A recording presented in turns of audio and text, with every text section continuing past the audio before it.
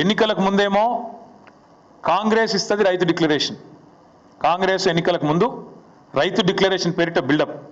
కానీ ఎన్నికలు అయిపోయినాక ఇప్పుడేంది, రైతులు ఊళ్ళలో ప్రమాణ పత్రమే అన్నట, గవర్నమెంట్కు రైతు ప్రమాణ పత్రమే అన్నట్టు. ఇప్పుడు ఇక ఇంతకంటే విచిత్రమైన ముచ్చట మేమైతే అన్నట్టు వినలేదు.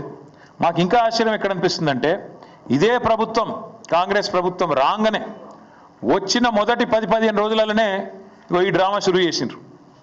ఏమని పెట్టిరా అన్నాడు, ప్రజాపాలన దరఖాస్తులు పెట్టుకోండి అంటే పాపం 1,06,00,000 మంది దరఖాస్తులు పెట్టుకున్నారు. ఈ దరఖాస్తులలో మీరు చూడొచ్చు, స్పష్టంగా రాసింది ఇక్కడ రెడ్ మార్క్తోని ఇక్కడ మార్క్ చేసి ఉంది.